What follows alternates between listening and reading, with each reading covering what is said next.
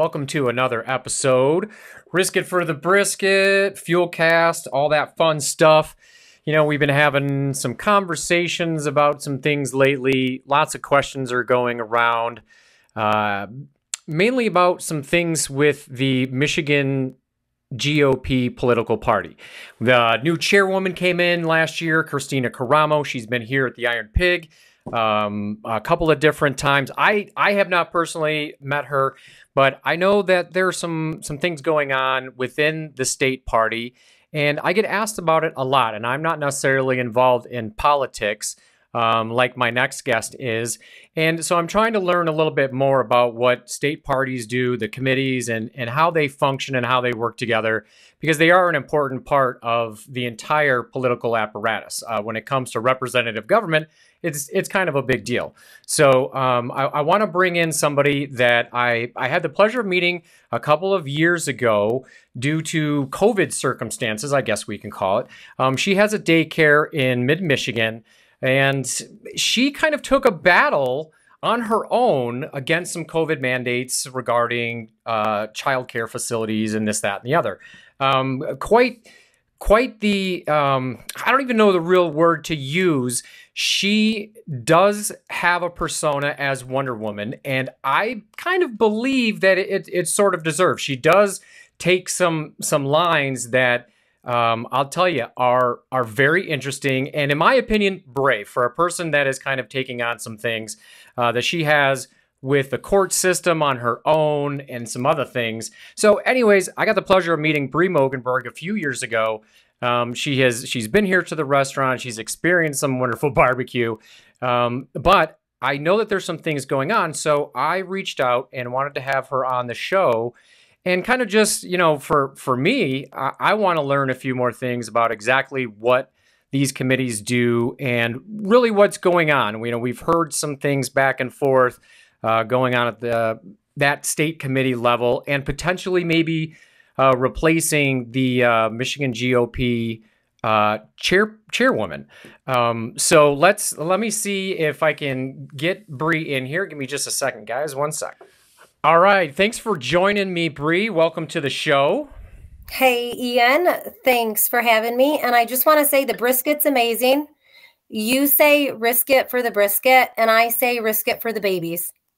Yeah. So give our audience just a quick rundown of yourself and what business specifically you're in that got you into court more or less a few years ago. Yeah, absolutely. Daycare provider, which is when I met you. I wrote a lawsuit, filed it against the governor. It was against Elizabeth Hertel, and actually it included Robert Gordon at the time with the Michigan Department of Health and Human Services. It was for the COVID orders. I think it was like 2 weeks after I filed that lawsuit on behalf of my daycare, they masked up the babies. At that time, I wrote a restraining order and filed it against them. I actually submitted with that restraining order with all of the permissions from my daycare baby's parents. I made a video of what it actually looked like to put a mask, and I very nicely told them to go fly a kite. It wasn't going to happen.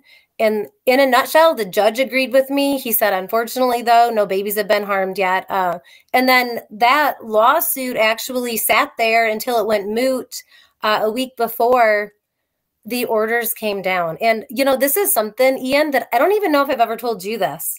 With that lawsuit, the final conversation that I had with Darren Fowler, right? We know who he is, the Assistant Attorney General. Darren. Yeah, Darren. I would send him letters and put the little superwoman emoji at the end when I signed my name. That conversation that I had, I told him I'm ready to file another motion. This was the day before she pulled those orders off. If you remember, that was the 4th of July. They were going to come down off a week early.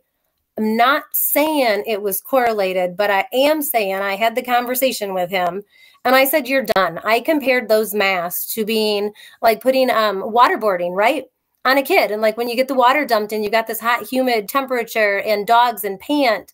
Did you know that kids do not sweat? So they expire their heat like a dog does when they pant.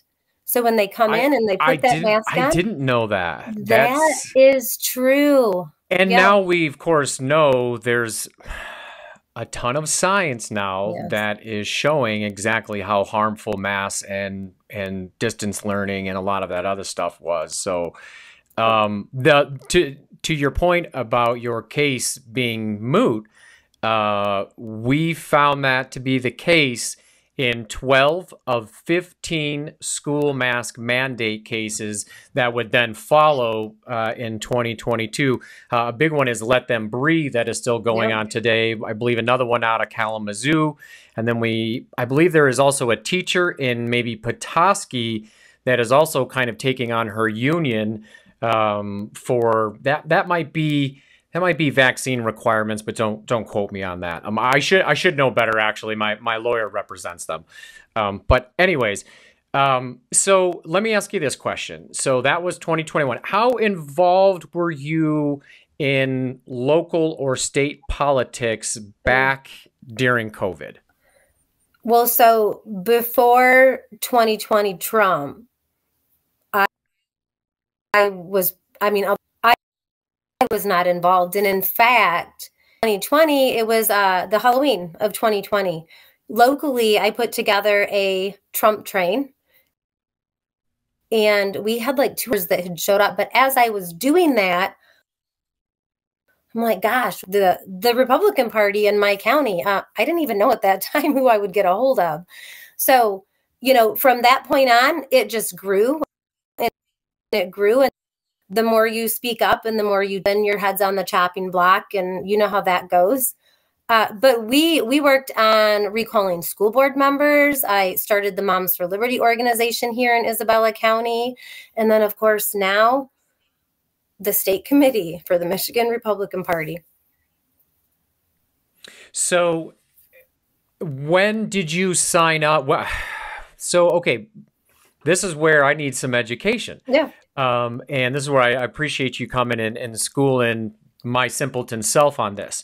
So there's the Michigan Republican, MIGOP. Yep.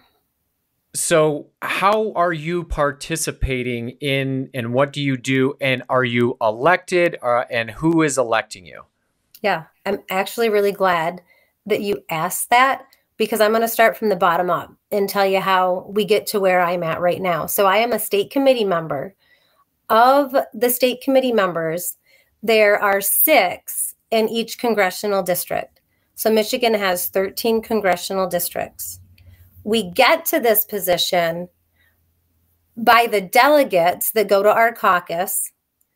They vote on who's going to represent for all of these positions. So they also would have voted in our executive committee for our district. So on the executive committee, there are 6, including the chair. Technically, there's 7.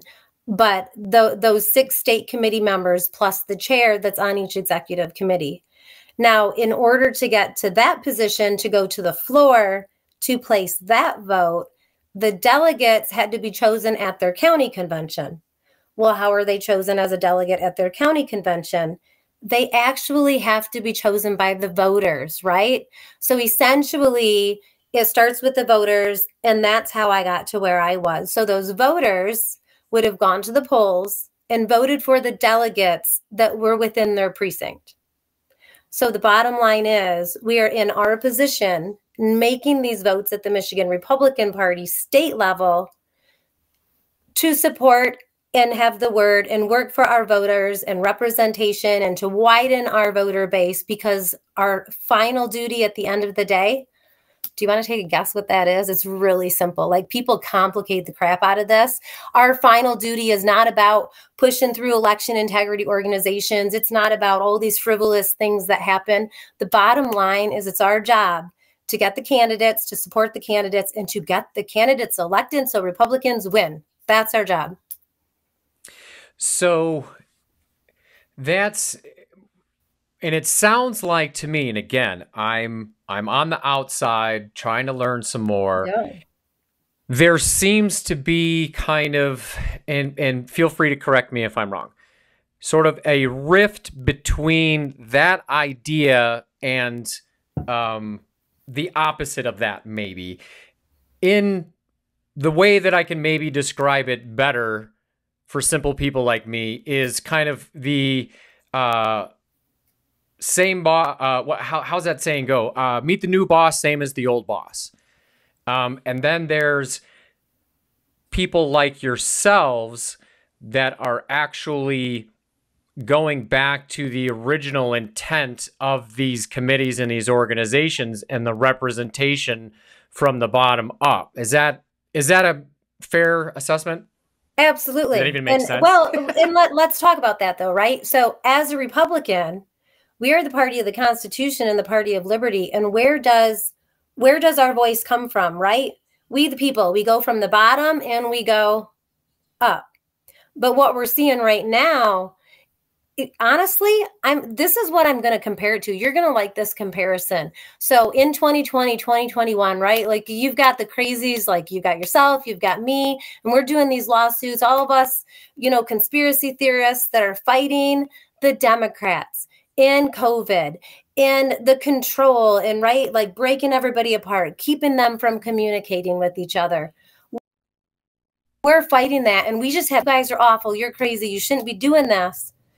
Ian, that's happening right now in the Michigan Republican Party. We literally are looking at centralized power and the efforts to centralize the power and to come down and bring it on all of us. And so you've got crazies like me, which I backdate all the way to the summer. And I was like, you guys are going to try to steal delegates and stack the convention floor. Like, call your legislators right now. Call your committee members. Ian, I have been there since the beginning, and I can go as far back as you want me to go, but they talked about it. They're doing it. They're still talking about it. We see what they did with Kalamazoo, with the conflict. That is not how that conflict needed to be resolved. They created a whole nother conflict with that. Just to touch on that for a minute, all that we needed to do, if there was any controversy, delegates that were removed, bring that back to state committee. Instead, they go and create an entirely illegal convention that's called by delegates when state law says the county chair calls it. And now we have a new executive committee. That wasn't the problem. But do you know what they did? Centralized power. And you're going after it with conflicts. And when you have the authority on your own accord to adjudicate, you can flip the executive committees. And do you know who said that? Well, I'm not going to name them.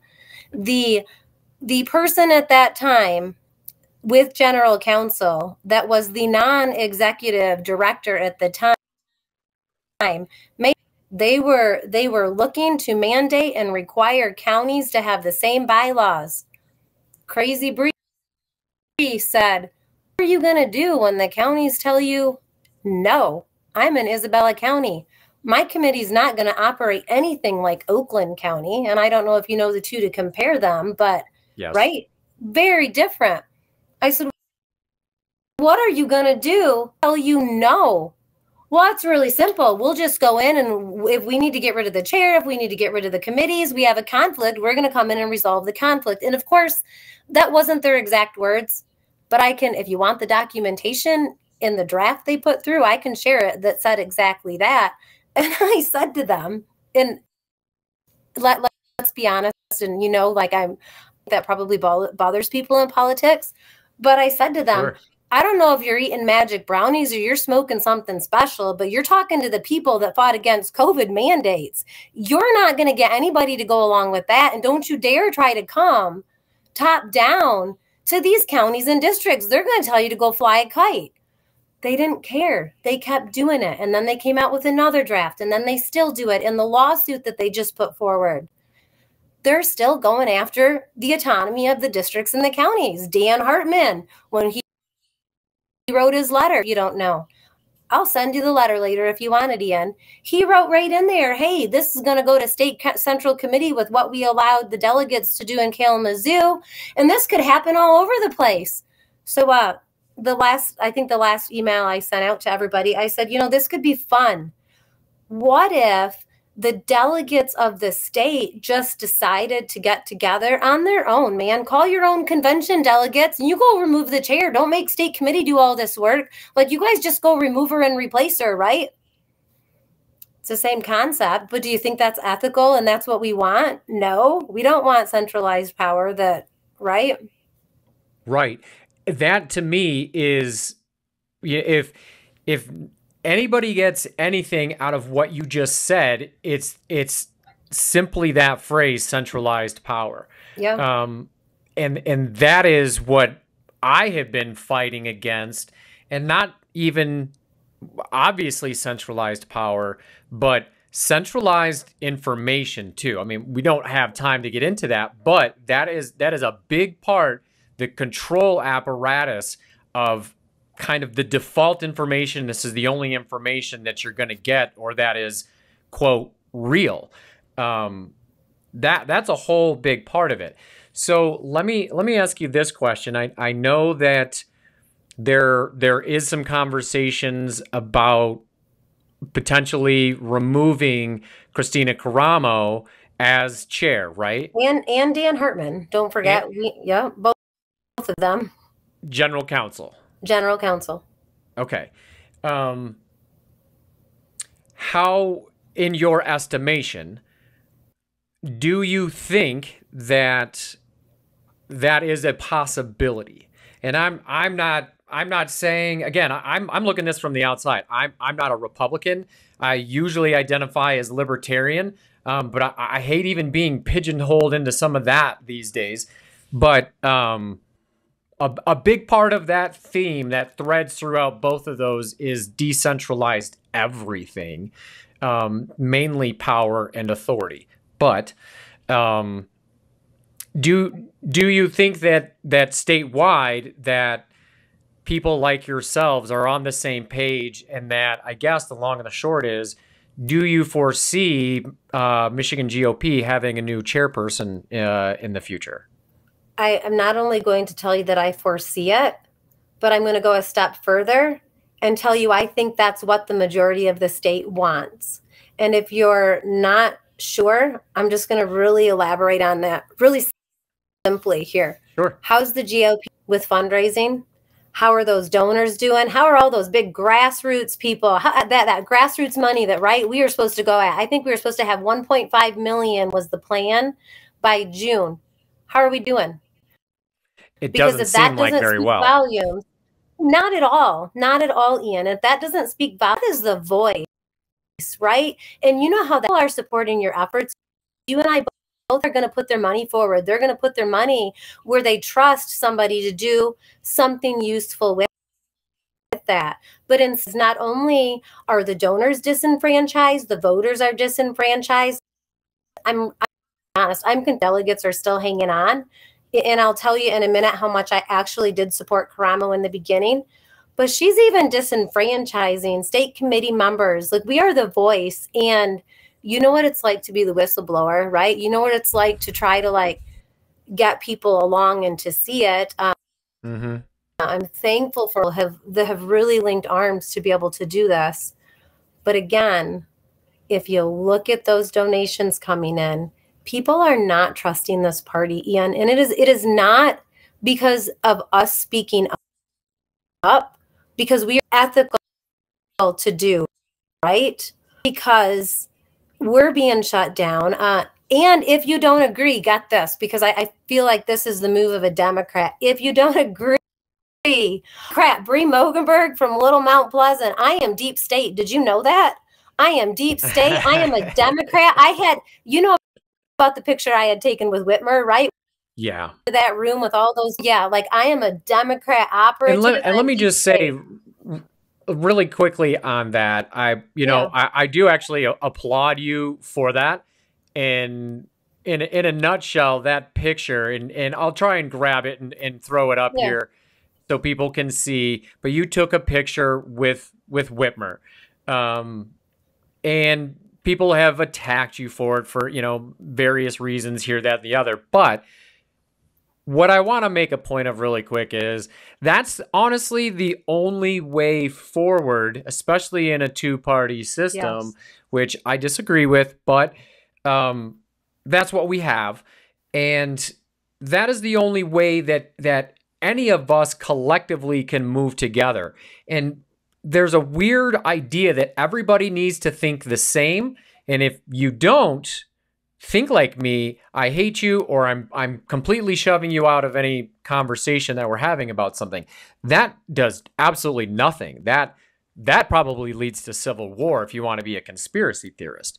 But I just want to say that I'm not sure that I would have the fortitude to stand there without a shit-eating grin on my face while taking that picture. Or did you see now, that? I have named her in several lawsuits, so that might be something different. You go look at that picture again, because that was definitely a shit-eating grin, and I'll tell you more about it if you want to know. I didn't want to speak for you. And we all know I don't support Whitmer. I don't support what she did. That does not mean that I was supporting her. I was able to learn in that moment that those college students were over ecstatic to be able to support Prop 3.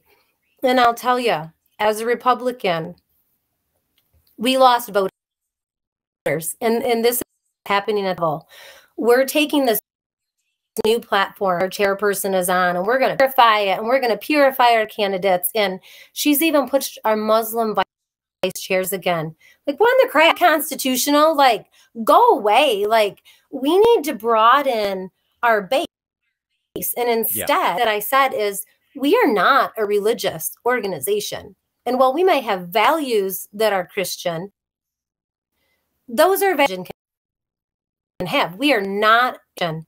And listening to Prop 3 and that speech on Prop 3, there are a lot of Republicans that are not pro-life. There are a lot of Republicans that are not Christian. There are a lot of Republicans that would support a heartbeat bill. Republicans do not support late-term abortion.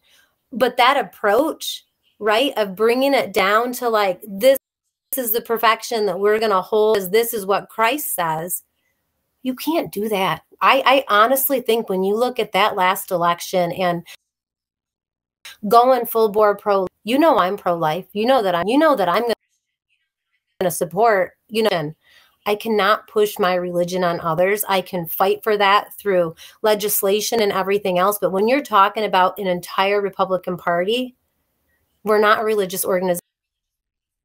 And again, it really pains me to say that. But I learned that perspective going into that room. It had no supporting her. I mean, it was completely strategically and operational procedures in my book. Yeah, and I think it needs to happen more often, and I think it encourages more conversation and understanding, people's points of view. And for what it's worth, from where I sit, I agree with, pretty much everything that you said. I think that your party is losing voters, a lot because of that issue. And I don't want to get off onto that particular subject, but I would just have to say I would agree with that. And it seems like, so let me ask you this. Where do you think that those donation dollars, those campaign funds that are normally flowing through MyGOP, are they on the sideline or are they going somewhere else? Well, I can tell you what I know, Father. If you'd like to hear about the whole Jim Caviezel, right? Did I already tell you about Jim Caviezel, or was this my conversation with someone else before I got on? No, I've heard, obviously that, the party still owes him some money from the event, but it's really interesting. So we've never committees, right? And that's part of like that controlled committee to committee where they talk to other committees. It was like, nope, you're shut down, you're shut down, you're shut down. If you talk with anyone else, you might get sued, or however they stated it. But what we do know, and I don't know if you've read the Warren Carpenter report, if you want to know about money, because he's got a lot of information on that. With my basic knowledge, because I don't want myself, but my whole specialty, if you will, be in conflict resolution with the county autonomy. So if we go back to Mackinac, we didn't know at that time right? We weren't given the numbers. We tried to call a special meeting over the summer. That wasn't honored. We weren't given anything with that. We had at that event an actor by the name of Jim Caviezel. We all, right? Okay, so that payment that went to him was apparently made by a loan through the executive director's wife's trust, is like the full understanding of how it came down the line, for $110,000 for an actor to come speak at a Republican convention, right? I think if I looked at the registry when we all got, there were only like maybe, I don't know, 600 attendees that were there, which is not a good turnout. And that's a lot of money to spend for those people. So as we go forward to now, learning on budget is, you know, we have a defaulting line of credit, general that everybody, well, so, well, that's not being taken care of. They've talked about selling off the trust house that's in Lansing, that's been in the Republican Party for years. We haven't even been utilizing it.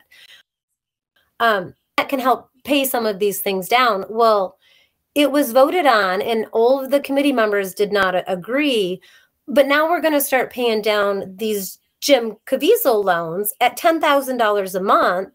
And if there's a late fee, like I don't know what the late fee was, like some $1,000 or something. But so think about what I just said. We're going to start paying that much money every month to pay down the fees for an actor on a loan that we took out in order to pay back the executive director's wife's trust, instead of working on that line of credit and building the party up. Right. You following me? And if you don't know anything, I'm not going to go into this, but you can go down the rabbit hole that we all love. Look up Jim Kopis, last lawsuit that he had on him in regards to money being spent. Just look it up. You'll have fun. I'm just going to leave you with that. So how are you feeling? Okay, so let's jump forward real quick and say that as you're predicting, a new chairperson comes in, takes over. Is there a possibility? We're obviously in an election cycle and probably the craziest that I have ever seen. I thought the last one was crazy and the last one before that was crazy. There are so many question marks around this one. How are you feeling if a new chairperson comes in, takes over, and can whip things into shape, how your group sees fit as a local grassroots from the bottom up sort of mentality? Do you think that there's enough time to be able to render some of these issues, you know, like with the loan and paying off some debt and being able to put forth good quality candidates? Because let's be honest, the Democrats are, you know, I'll use the words crushing it right now, and take that however you will, but they're very organized. And they may have some advantages here and there that aren't really being looked at enough. And here's a party that is, in my terms, in disarray after years and years and years of having control and what seemed like a pretty good, sound operation. And now it's, again, in disarray. Do you feel like there's enough time for you guys collectively to be able to get things together? And I mean, there's always good quality candidates out there, but we all know the most difficult part is getting the word out and getting the name recognition and the money, the gross amounts of money that it takes for ad buys and all of this stuff, which in my estimation is a huge problem in politics. But that's what it really is all about. I mean, you've talked about it over and over, the money, the money, the money. You guys feel like if you get a new chairperson in, you've got a good running chance at turning, flipping some seats and doing it. It's such a slim margin in Michigan right now.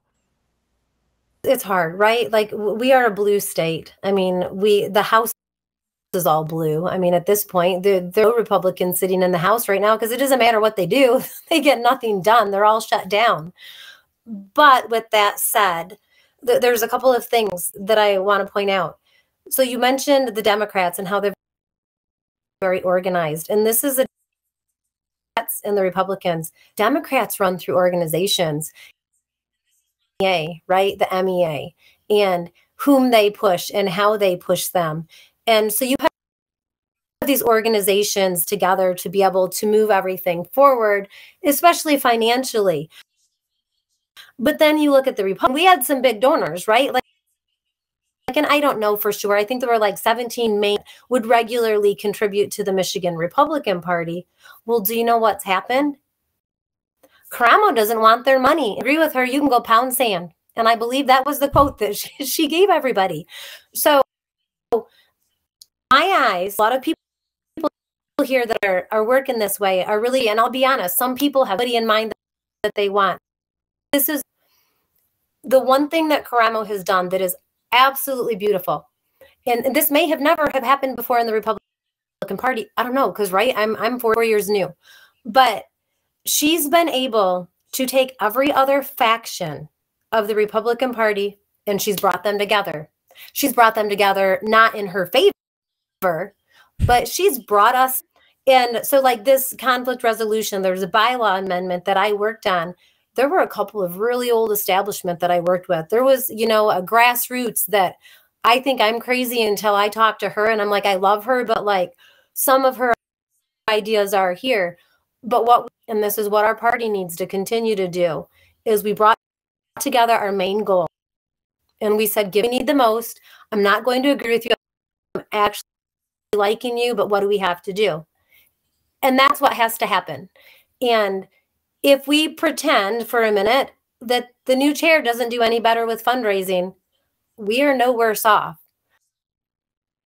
But if we can united, we're going to build the trust that we've lost, and not just the trust that but with those voters, because the bottom line is these voters, right? Their voice, they're being pushed away.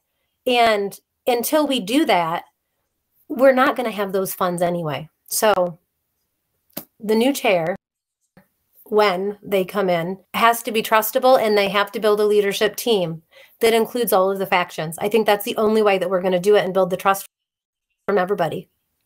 Yeah, I think you're spot on with that. And I was having a conversation with a friend of mine who owns another restaurant here in town, and we were discussing, you know, a podcast, because I think he may be wanting to start, because he's a very, very funny guy. I fancy myself sort of funny, but he is wildly hilarious, and he loves sports. But anyways, we were having a conversation about just a bunch of random stuff, and we were joking about something, and I said, you know, the United States is very good at going into other countries and in establishing, you know, a so-called democratic government among religious factions and coalition building. I mean, that literally was nomenclature during the Bush years, if I remember correctly. And I find it fascinating that we are, well, time may prove now that actually we're not that good at it.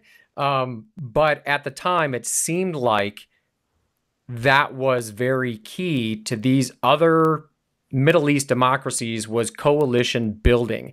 Their main disagreements, I think, were really religious, which may be starting to form here, you know, in the United States too. And I find that unfortunate, but I think that you're right on when whomever comes next needs to focus on building coalitions. And then if you step back and look at the big picture, this is why I believe our founding fathers didn't intend to be a two-party system. When you have multiple parties, you then have to create coalitions in order to elect people, right?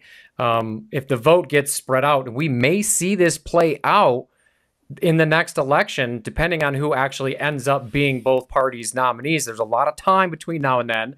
RFK's in the race and all this other stuff. So I think there's an interesting opportunity, and I think coalition building, even though I kind of hate saying those words, I think that it is key. And you're right on when you say that the next person that comes in needs to be able to do that. And this may be a hard lesson, but a blessing in disguise for your Absolutely. party. and really may supercharge everything if everybody can get on the same page. And I know there's some people that are upset, friends of mine that, I'm going to try and reach out to and see if they'll come on the show and kind of get, the other take on it. But I have a feeling that things may sort of iron themselves out. And just even the last couple of days, I've seen some softening of some tones on that other side. And I think that's a good thing, but I'm not really sure. I find it fascinating. I've never really been involved in politics until really recently, until people thought that I was being political by keeping my restaurant open, which is probably the furthest thing from the truth. I've been labeled a Trumpite and all these other funny things, ultra MAGA and all this other stuff. And people can call me whatever they want. I could care less. That's in their mind, and some reason it makes them feel better to say those things. But at the end of the day, I don't identify. Actually, I got outed. I got doxxed on Thanksgiving in 2020, and they put my voter registration, and it says right in there that I have no political affiliation. So I was kind of like, well, thank you. There you go. It shows it right there. It out. Yeah. I didn't appreciate having my address published on Thanksgiving. That wasn't too cool, but I digress. I thank you for taking some time tonight and kind of giving me the lowdown and some great information. I still have a lot to learn on both sides about all of this stuff, delegates and what they do, and I'm a ding dong on this stuff, and I need to learn more. And I appreciate you coming on and giving me a little bit of information. Hopefully, some of our viewers have learned some things, but maybe when your prediction comes true about a new chairperson, we'll have you back on, and we'll talk about what the future of MIGOP looks like and the direction that Bree Moegenberg hopes to take it in. Hey, I appreciate you. Thank you. Yeah, thank you. Bye. All right, so there you have it. Thank you to Bree Moegenberg for taking some time out to give this simpleton a little bit of information about how the state committees work and all that stuff. Sounds like there's a lot of work to be done coalescing the GOP party here in Michigan. As an outsider, I mean, oftentimes I'm called a Republican, I'm called a Trumper, I'm called all kinds of things, honestly, and I don't really care about most of them. But as an outsider looking at these things, it's interesting. It's interesting to watch, and I do think that we're in a kind of an unparalleled time in history with the power dynamic in this state, with the upcoming elections.